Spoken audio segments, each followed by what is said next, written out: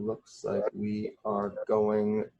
All right, we are live. Welcome to another Fight Side interview. Today, I have the pleasure of interviewing today or tonight, depending on which side of the world you're on. It's Aaron, the model Phillips, joining me tonight. First of all, Aaron, thank you so much for joining us. Yeah, good to be here. Before we begin, I'm gonna have to correct you on that intro. My fights in the UFC back in 2014, I was Aaron the model Phillips. Ooh. Since then, I'm married, got a couple kids, got a family and everything, and so maybe I got a couple, one or two gray hairs, a little older, hopefully a little bit wiser. So I think it is time to put the model nickname somewhat, just let it ride off into that good night. It was fun while it lasted, and it does have a genuine meaning. Coach Tim gave me the model nickname, and he also gave Dustin the Diamond Poirier nickname. So it does have a genuine meaning. I was teaching kids classes back with him, and he said I was a role model, and I was the least ugly guy in the gym. So that's that story. But it is a little bit of a long story to explain to a lot of people when they see the headlines.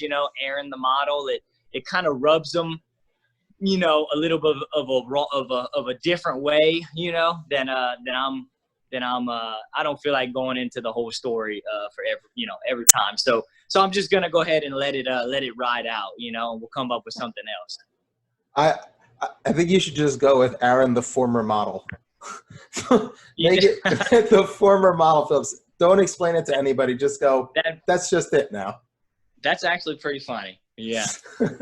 So before we jump into the actual interview, because I actually do. This is actually an interview I am really, really intrigued to have because I'm curious about a lot of things. So I would definitely looking forward to this one. So before we do that, first of all, thank you to Stephen Wright for setting this up. Love Stephen. If you have time, by the way, if you're bored, you should go check out the interview we did with him because, man, I can't wait to have him back on when he has some free time. I just want to watch some fights with him and let him talk. What's that, YouTube? Yeah, I'll send you a link afterwards. Sure. Before we begin, make sure you go check out thefightsite.com. Incredible articles, analysis, and some really thoughtful pieces on a lot of different things. Highly recommend you check it out. The writers and staff members really are that good. Make sure that you check out the Patreon. It really does help us a lot when you give that extra support if you can. Access to the Discord channel, tons of extra content. You get to ask questions for the podcast and all that stuff. Make sure you check out the YouTube channel, tons of interviews, and that's where all the podcasts are at as well. Breakdowns. I highly recommend you check out the breakdown of Alexander Volkanovski's fight with Max Holloway by Phillips. Really go check that out. It's excellent. Also check out the George Masvidal breakdowns by Ryan Wagner and also by Felipe as well. Check us out on Apple, Stitcher, Spotify. Really does help us when you leave a 5-star rating or review. Also, check out hyperbrettandfly.com. It's at the bottom of the fight site, or you can check out any link that we post on Twitter. Really does help us. They're a BJJ gi and no gi brand, but they also have a lifestyle stuff like sweatshirts, t-shirts, and all that stuff. Make sure you go check them out. They're really great. And check out the Fight Site shop, which we just launched. Check out some Fight Site merchandise. Really does help us even more directly. And with that, Aaron, talk about your journey and how you got into MMA, because I always want to know how everyone got into this sport, this wild world that we call mixed martial arts. What's your story? What's your journey? Yeah. So for me, when I was 7, my mom and dad saw this ad for a summer program for, Taekwondo, karate. And so I did 6-week for $69 summer program in Taekwondo. And, I just progressed up the ranks, did that all the way until high school. When I was in high school, I added in high school wrestling here at Lafayette High. My coach, Glenn Bernard, is actually best friends with Daniel Cormier. So we all have that kind of Lafayette connection. And after that, I was 18, about to turn 18 when I graduated high school. And MMA, I watched Forrest Griffin and Stephen Bonner fight when I was 16, and I said, man, that's what I want to do. So I was awesome. 18, and MMA gyms were a little bit more not as organized back in the day, not as formal, And so I got into a MMA fight 2 weeks after my 18th birthday.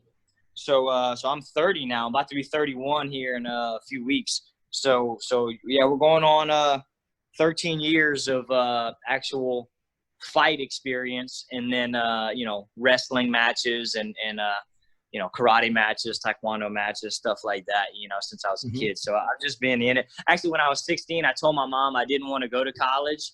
I just wanted to open up a martial arts school.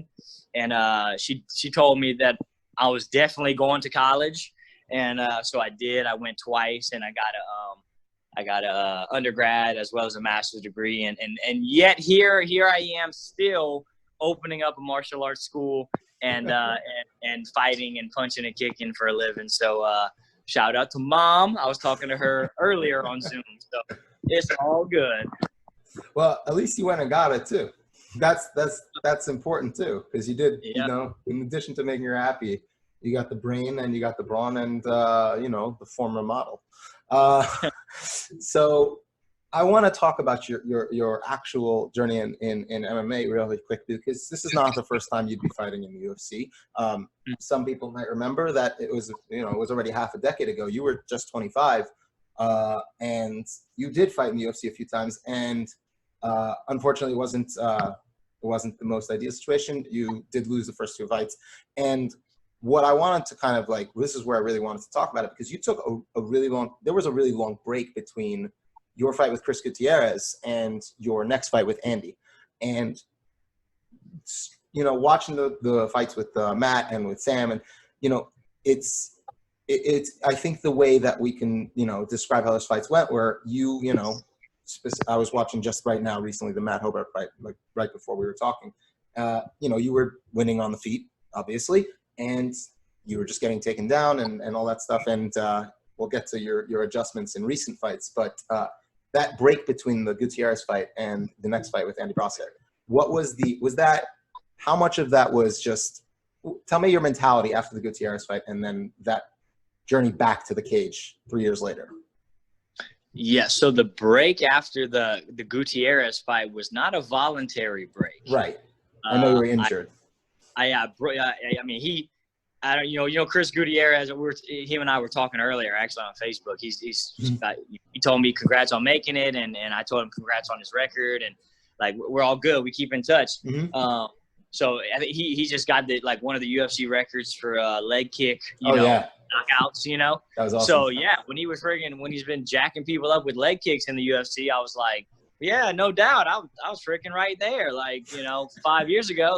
So when I lost to Hobart and I got released from the UFC, in my mind, I was like, all right, here's the plan. I'm gonna go hit up 3 dudes with a 3-piece and a soda, and I'm gonna get right back in the UFC. This time next year, I'll be knocking on the door. So we fought a tough fight against Chris Gutierrez, and he normally comes out orthodox. I'm southpaw. He stepped out into southpaw stance and threw one leg kick. Boom. And you know how calf kicks are becoming so popular now, where they weren't 6 years ago, right? And so it just freaking hit me in the calf, and it broke my fibula the very first kick he threw. So that wasn't a great start to the fight, and then we went 15 minutes from there. So after that, I went to the ER for what was potentially compartment syndrome, and they told me that I may never play football with my children or anything again if we have to have surgery and all that kind of stuff. So it escalated very quickly, and it got very serious, and but all my family was there. My wife's family was there praying over us, and at the very last ditch, literally the last moment that we could possibly make a decision, the doctor,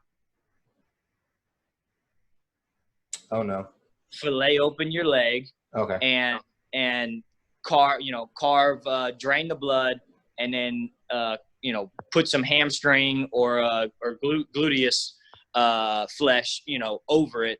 And he's like, you probably you're not going to fight again once we do that. So it was like, whoo-wee, it was like, but the alternative was losing the whole leg altogether, because you lose the nerve endings, right? Right. So you're stuck between a rock and a hard place. And anyway, at the last time he came in, he touched it, and I don't know if I wanted to feel like it was sensitive or was, but I told him, I said, hey, I think I feel your finger on the bottom of my foot.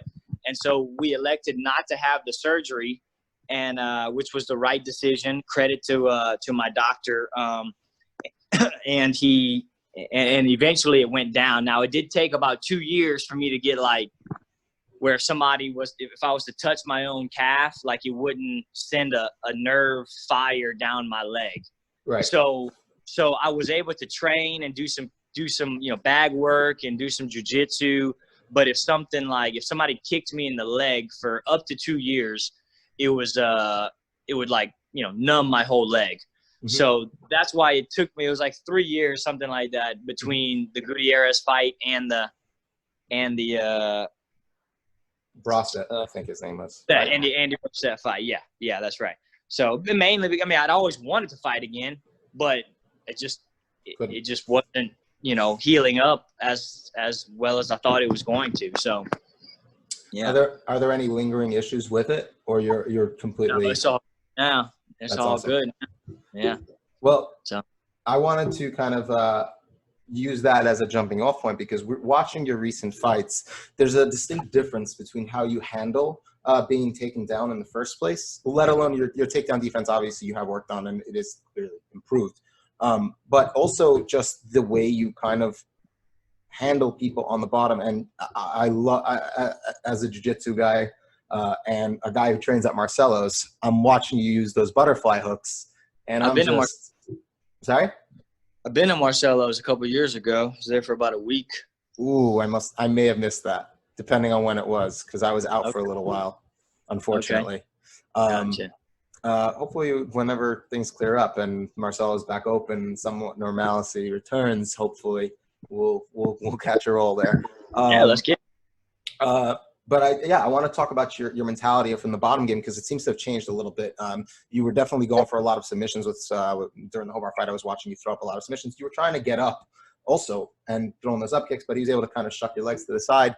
And in more recent fights, you really you're elevating your opponents a lot more and better. You're offsetting them, you're off balancing them, and when you get on top, it's also brutal. Your top control is another conversation I want to have too. But was there a shift in mentality when we were taking those losses and trying to grow from them, just getting better in general, or was it like a specific focus on certain things? Yeah, it was honestly, I'm just better. I'm just way better. Right. Like my jiu-jitsu, I did receive my black belt in jiu-jitsu from Professor Tim Crater a year and a half, something like that ago. Congrats. But thank you. But I did continually do a lot of traveling, like to Marcelo's, to Henzo's. I went to my wife and I went to Los Angeles for our 5-year anniversary, and I went a couple days early and went trained at Art of Jiu-Jitsu and a few places out there, So we've been to Thailand a few times. So I've been to AKA. I've been to Tiger. So like I have just invested in my jiu-jitsu from the guys that you see at the peak, at the pinnacle, at the highest level too. And which isn't like everything, because I don't train with them on a daily basis, right? But it just opened up doors for me to like, okay, this is a new style. And that's what's been fun, is being like, oh yeah, like there's style, like you said, the butterfly guard. It works for me, it works for me to sweep, it works for me to set up submissions, it works for me to go to leg locks, it works for me to if the sweep fails, I go for the guillotine. I use a guillotine to sweep. If that fails, then he posted and I stand up with it. So yeah, like I'm gonna continue to get better, but my jiu-jitsu then was more like I was a really good athlete.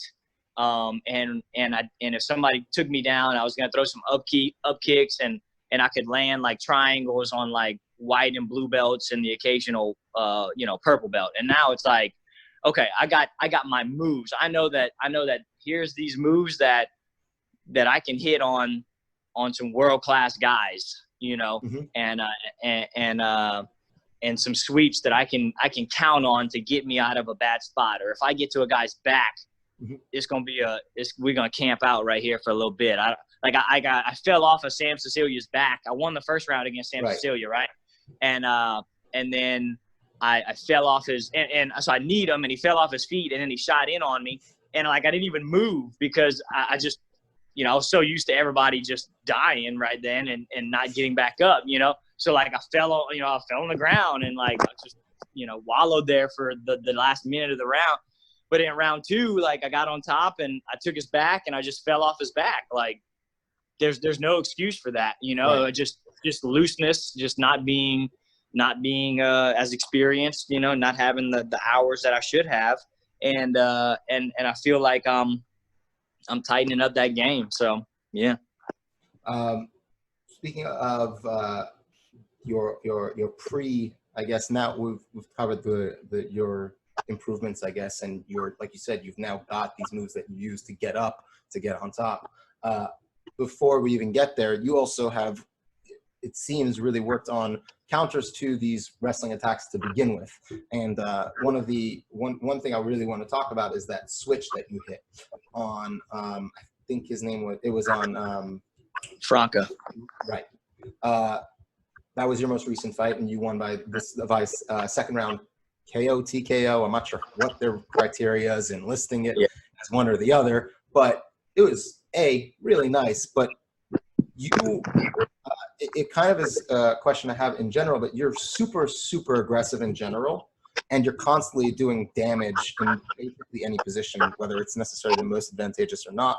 And in that position, you hit that switch, and he was actually, was it something you did that pinned him further? I wasn't able to really tell. Wrestling isn't my forte. So I'm curious if you can maybe, if you remember, you could walk us through that position, because it was a really nice switch, and you had him really stuck there, and we're just pounding him with those elbows, and then you were able to finish him from top control. Yeah. The position itself, I think he put himself there a little bit. His hips were high and his head was low. So I'm just kind of flexible, and I reach over and cup my hand in his hip. And when we went there, he had a decent base, and he just kind of fell to his hip and didn't go all the way over. And I just kind of looked down and was like, all right, I can elbow right here. So here we go, boom. And I just threw like 10 of those. And then I finished the rest of the switch straight to knee on belly, right, which put him in a tough spot.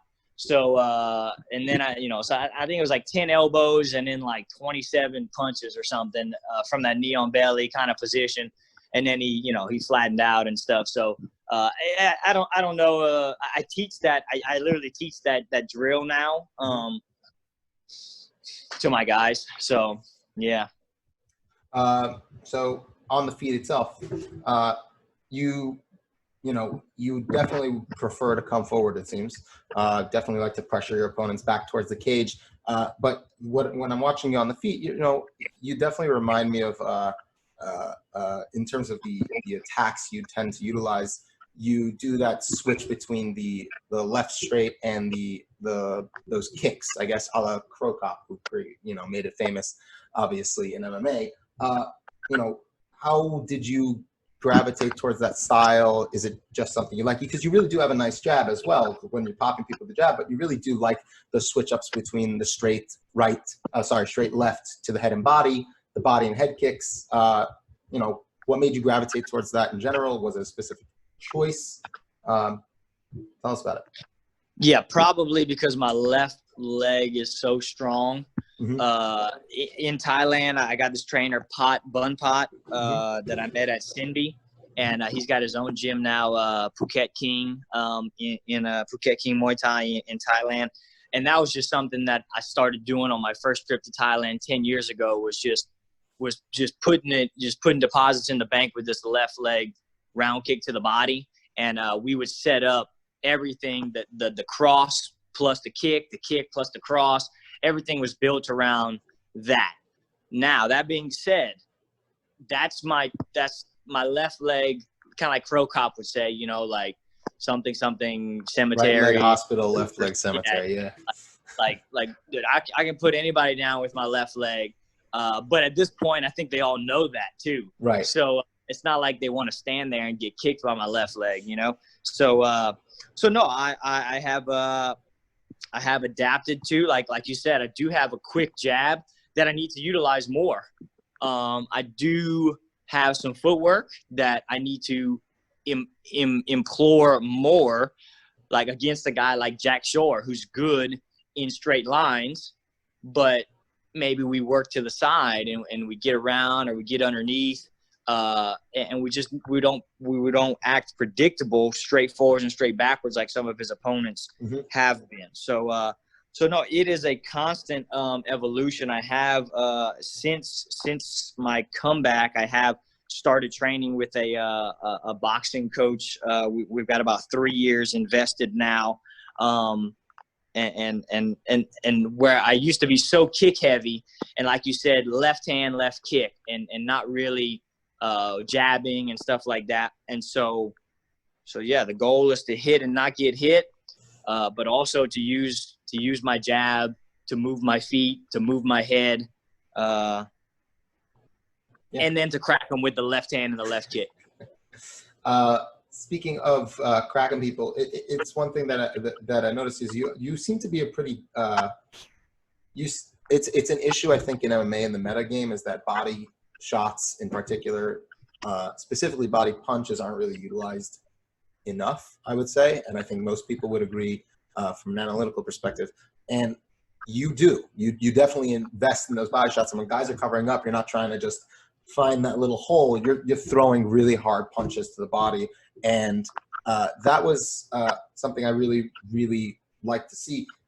Is that something that you just consciously use, like you work that specifically, or is that a recent acquisition in skills, or is that you just see it and you take it type? That is an investment that we have made with my boxing coach and I. So I was never a body hunter.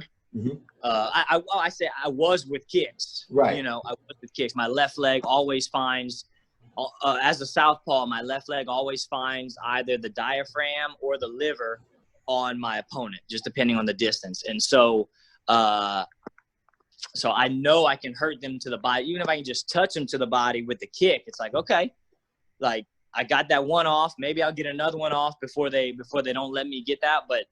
But I can start hitting them in the body with these punches too.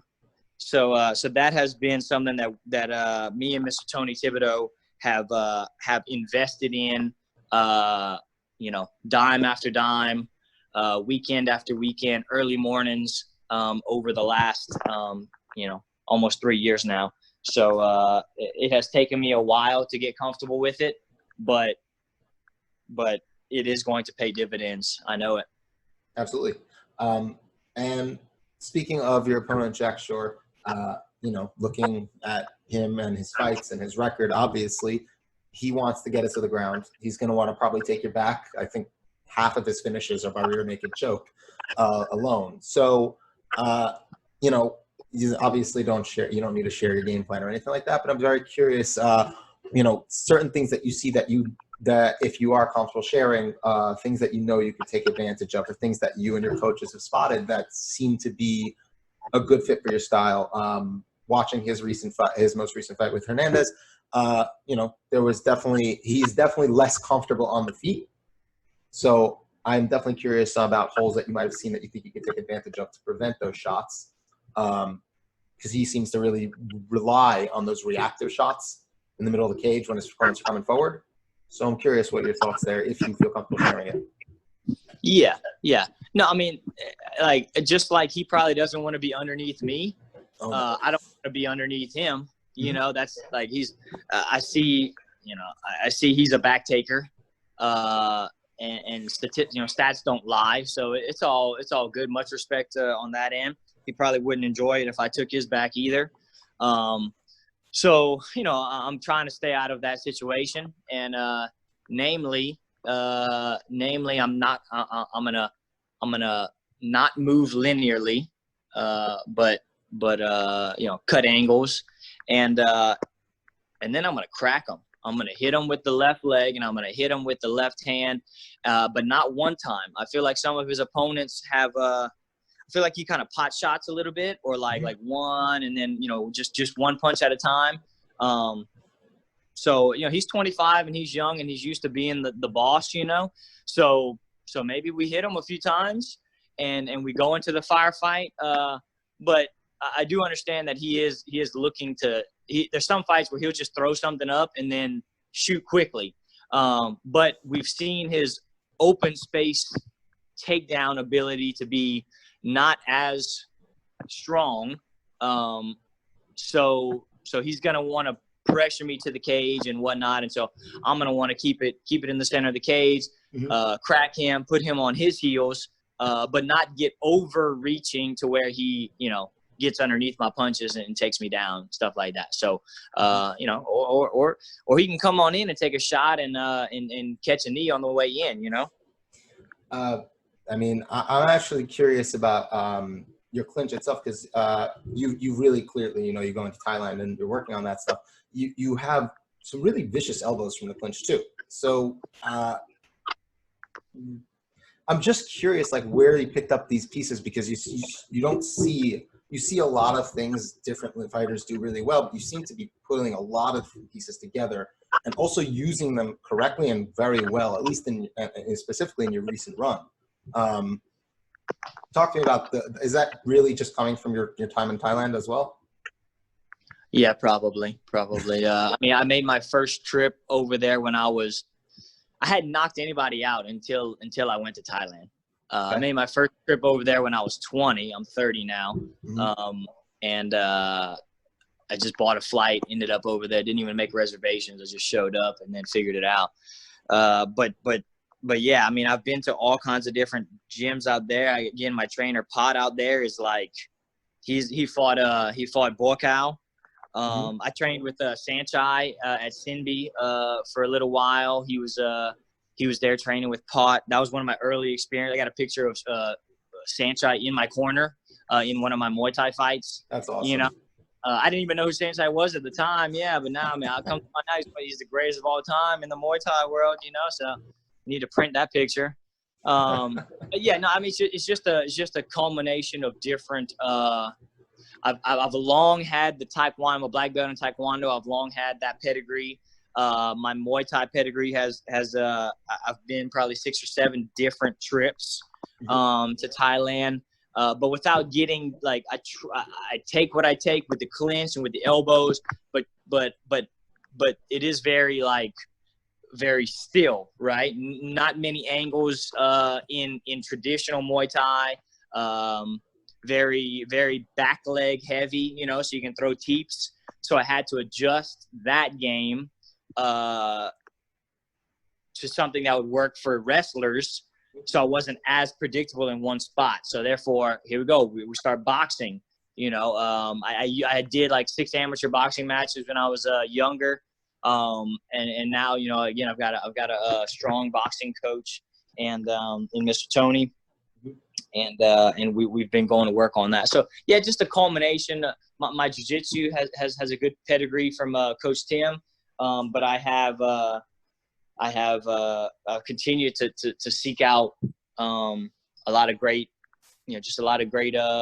black belts and friends, and my buddy Danger, obviously fights in the UFC, and we cross train on occasion, and yeah, so it's just a amalgamation of knowledge, I guess, and that's just what comes from being 30, like and that's why I feel like that's one of my strengths to draw against Jack Shore. I look forward to joining you in the 30 club in the next couple of years. So hopefully I'll gain that wisdom in the next 2 years. I got 2 kids and a wife also, so I need it quickly. Good for you. How old? My son is 2. He turned 2 in April. My daughter is turning 6 months in 8 days. Hey, 7 days. Wow, good for you. I'm only dude, I'm just a couple years past you in life, man. Like I've got a 4-year-old son, and I've got a just about a 2-year-old daughter. She'll be 2 in September. So yeah. Happy early birthday, first of all. That's awesome. And we've both been married about a similar amount of time, it seems like. October is 5 years for me. So. Okay. I think I'm about to make 6. Oh, wow. Okay. Well, happy anniversary, early happy anniversary then, too. So say this, you do end up, it does get better. It does get It better. does get better? Give it another year. Like it only started smoothing out a little bit for me about the last 6 months. Okay. So look, you still got a solid year on you of no sleep. Okay. So, I but know. after that, I think I pray you will come out on the other side. A couple gray hairs later, it'll cost you some gray, but you'll make it. That's if I still have it after next year. No, my son's he's speaking, but not well enough that he actually understands like what's going on. Like I can't tell him no because X, Y, and Z. It's just I have to just tell him no and try and explain it, but he doesn't really understand it.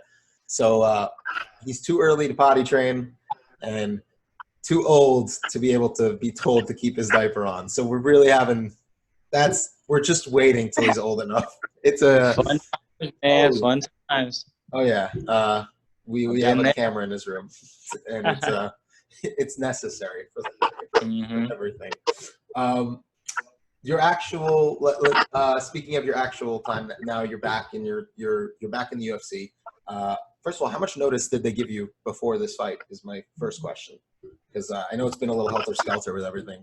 So yeah, so last Monday, I was in verbal agreements with Titan to fight for their bantamweight belt. Okay. I was expecting a contract any day now, anytime that week. Friday, woke up Friday. My manager, Brian Butler,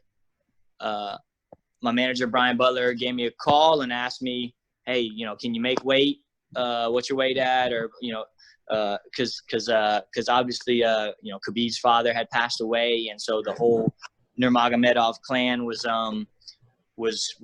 mourning that and taking care of that, and so Umar was going to be off the card, and Nathaniel Wood would need a replacement opponent. And about an hour after that, we found out that Jack Shore's opponent got tested positive for COVID. Right. So between the two of them, by like 10 a.m., it was like, hey, are you good to go? I'm going to put your name in, and we'll see what comes back. And then that just kind of built momentum all throughout the day. I didn't know who it was going to be, or if it was going to be, somebody different or whatever. And then like 5:30 Friday night, Brian called me and said, we got the call, man. We're in, and it's going to be Jack Shore. And I said, 100%. Let's go. He said, how soon can you be packed and on a flight? I said, let's go. My wife will pack a bag before I get home. They did give me a full, they gave me Saturday to, I was able to close up some things with the family and the business and things like that. And I flew out at 6:30 a.m. on Sunday morning, which was a lot of paperwork to go through and medicals, and they wanted me to do a COVID test in Lafayette, but it takes 3 to 5. They wanted the swab, so it takes a while to come back, for the lab. So they just said, you know what, like, come to Vegas. We're going to test you right away. We're going to do your CT scans and your, all the medicals. So basically Friday and Saturday was just full of paperwork, getting itineraries, getting my cornerman. Danger was supposed to come with me, but last minute he wasn't able to. So obviously I've got my accountant here with me in the corner, and then one of my great buddies, Abe Williams, who's been training with me for over 15 years now.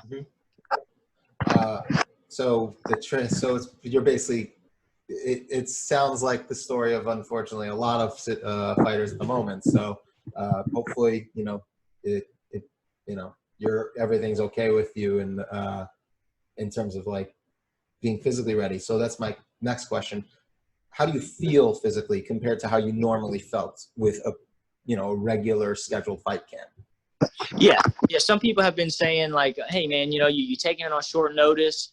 And, so it's a no lose situation, right? Mm-hmm. All the pressure's on him. And that's fine if he feels pressure, sure, But when I lost 6 years ago, I lost out of the UFC. I told my wife, like, I can get back there, and I'm supposed to be there. I can beat these guys, and she believed in me. So did my accountant. He's also my business partner. He believed in me and said, if you want to open up a gym and go all in on this, then let's do it. So that's what we did. And so here we are 6 years later. I have that chip on my shoulder that like I belong here. It's not like hey, this is it's a win-win for me, or like there's no consolation prize for me. Right. You tried hard kind of a thing. It's like, no, I freaking bust my butt for 6 years to get back to this moment.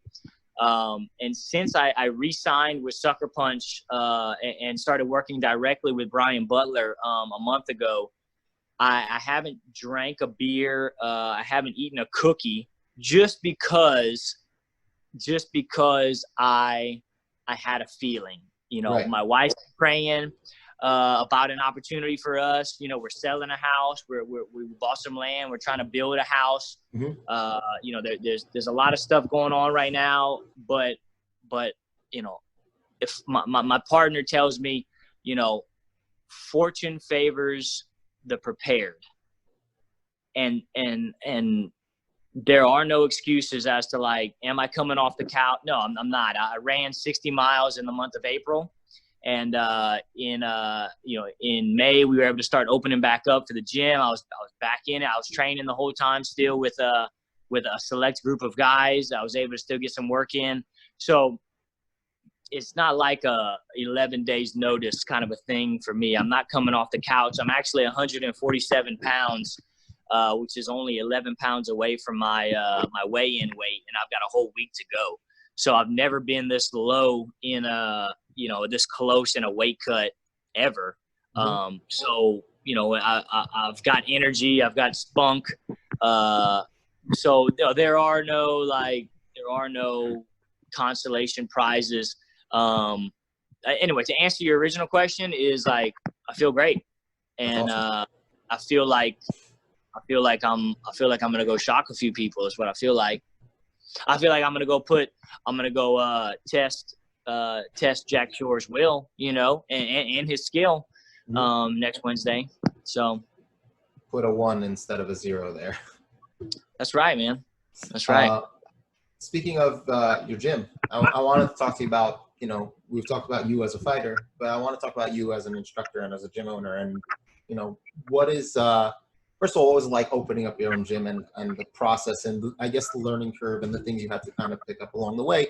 And secondly, your teaching style. I'm genuinely curious. We've interviewed a bunch of different coaches from the most old school there is with Pedro Hizzo to Steven himself, to Sean Madden with EFT, and everyone kind of has differences in philosophies. I'm generally curious what's yours with regard to teaching, and I guess what's it like owning the gym in addition to being one of the instructors?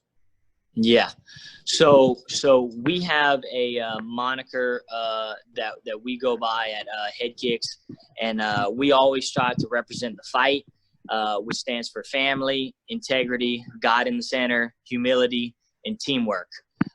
We instill that in the kids. Our Kick Fit is our fitness programs, kickboxing, boot camp.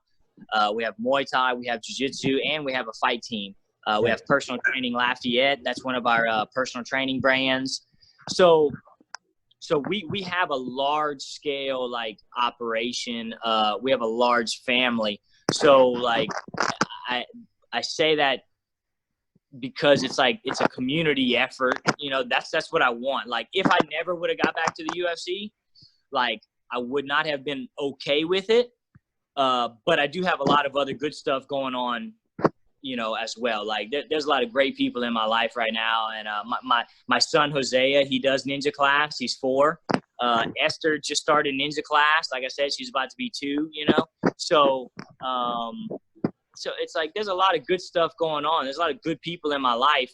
But it has taken us 5 years to get there too. Hosea was born 2 weeks after we opened up the gym. And like, man, it's a lot. The pressures of business owning. It cost us so much more than what we thought it was going to initially. It just, you know, it's like, it's a relationship game, but it's a business at the same time. And then I've got to watch out for me to make sure like I'm healthy and can train to the capacity that I need to, you know, to jump on a Fight Island opportunity like this. So, you know, there's a lot of moving parts. And it's not like balancing life, you know, like something's on this side, or I want to balance family time versus gym time or something like that. It's like, it's more like the harmony of life. Like everything is moving around you. And it's just a matter of like, can you juggle it at the same time? And the person with the best, the person with the best harmony in life can juggle not 2 or 3, but 4 or 5 or 6. And then the other person that's even better can juggle all that while on a unicycle. And then the better person can juggle all that while the bowling pins are on fire, you know? So it's like, there will never be a time where there's not a bowling pin, another one, you know, or something. Right. It's like, I've just come to understand that this is the new normal of business ownership, of fighting at the high level, what it costs me, and what I'm willing. There's some things that I'm willing to sacrifice for it, and some things that I'm not.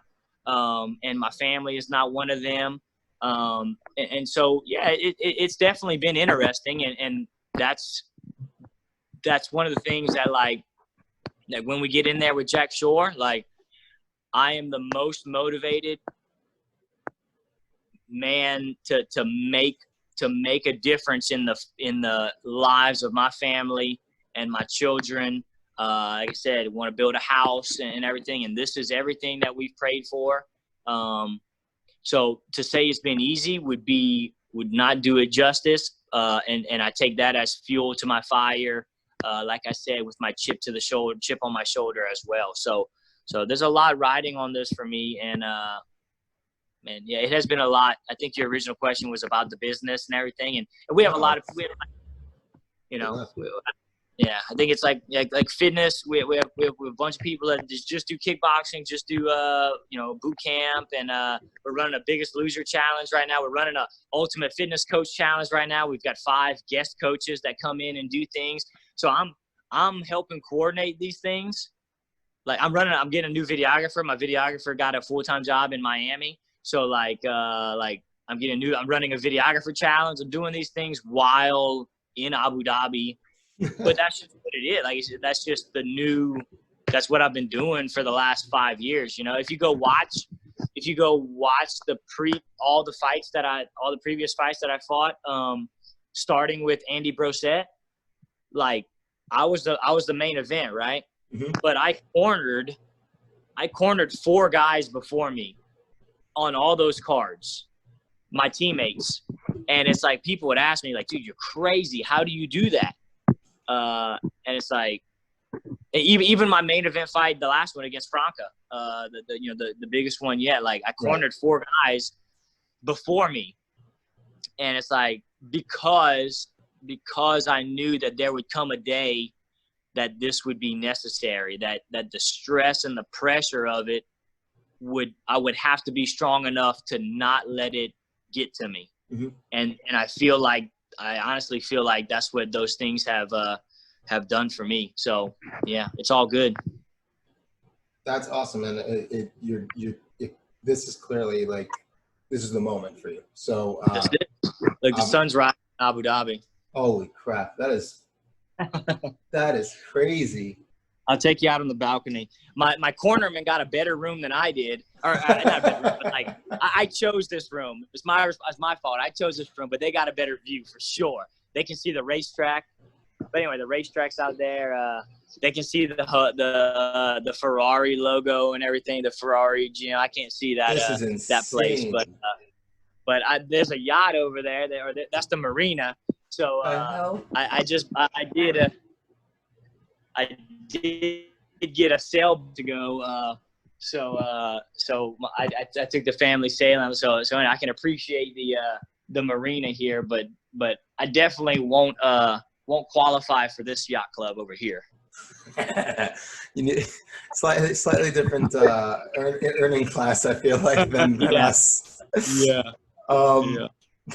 I guess the last question I really have is actually because you brought up how your kids are training and your daughter's a little bit younger than my son. Actually, I want to teach my kid. I want to get him involved in jiu-jitsu, assuming he wants to. He's got a lot of energy, to put it very lightly. What would you recommend how would you recommend that I would, I guess, start teaching him jiu-jitsu? So how long you been training? I've been training for, oh my God, it's 9 years almost. That's great. You got to be brown belt, black belt? I wish. I'm still purple 4-stripe, but I had to, unfortunately, between the ACL and some head issues, unfortunately, I had to take off about 3.5, 4 years of that 9 years. So. Okay, gotcha. Understand. Yeah. Understand. So I'll get to brown. No doubt.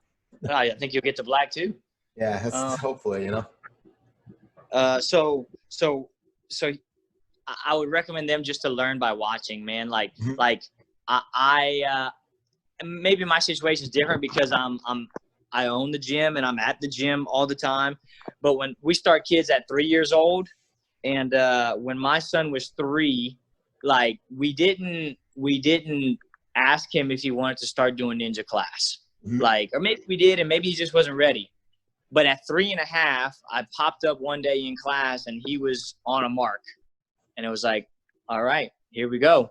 And then since then, he has never stopped training Monday through Thursday, Monday, Wednesday kickboxing, Tuesday, Thursday jiu-jitsu, and we even tried. Our kickboxing class starts at 5 years old, so they go 5 to 7 years old. So he's in that class. With 5, 6, and 7 years old, and he just turned 4. But he is like he is a leader in class, undoubtedly. And I think early on, I like maybe put a little bit of pressure on, like if he was out of line, I like put him in timeout, and it crushed me.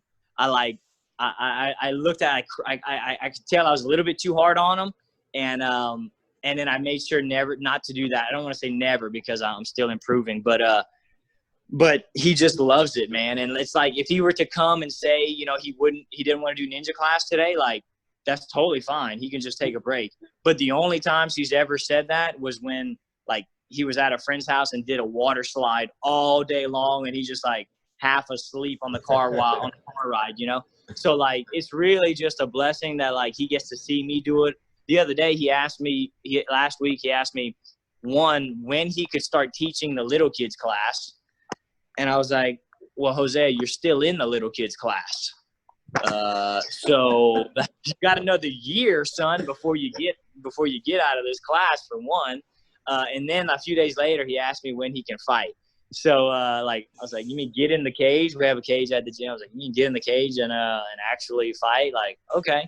And then Esther started a lot sooner just because Hosea is in class every day and she just wants to be like him, So right. I've never seen – I've been teaching martial arts a long time, like I said, since I was like 12, 13 years old. And I've never seen a 2-year-old, and she's not 2 yet, literally do a whole ninja class. Like she does like spider kids, spider hands, shark swim, alligator hug, knee on belly. Like she will do it. And she's only gotten to that about 4 weeks now. She's only been in ninja class, but I've never seen it happen. And it's like, you know what? Like they have the rest of their lives to do it. So I just want them to have fun and it's not as serious for them. Like they're great leaders in class, or Jose is a great leader in class. So I don't know, being that our situation is a little bit different. Like I know there's going to be a set time where you're going to say like, okay, I need to bring him to class because this is your class. What's your son's name? His name is Daniel. Daniel, like that's going to be Daniel's time slot, and you're not going to be in it, or maybe you are, maybe that's one of the things that you need to think about. If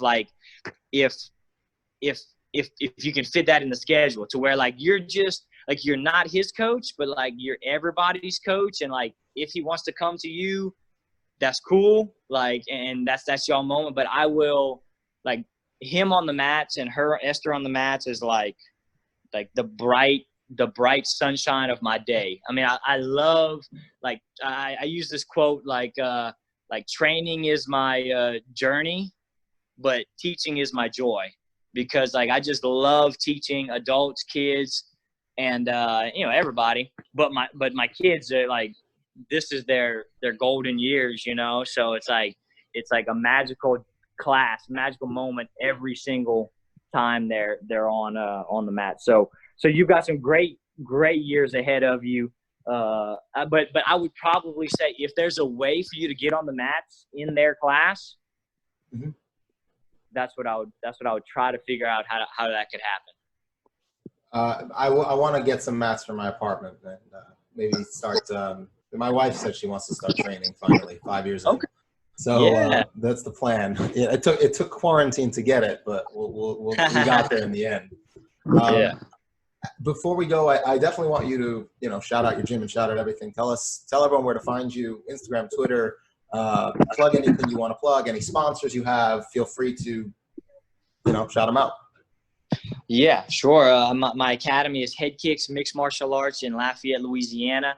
My accountant, Kurt P. Arsemal, and I, we are partners in that. My wife is there right now working on things.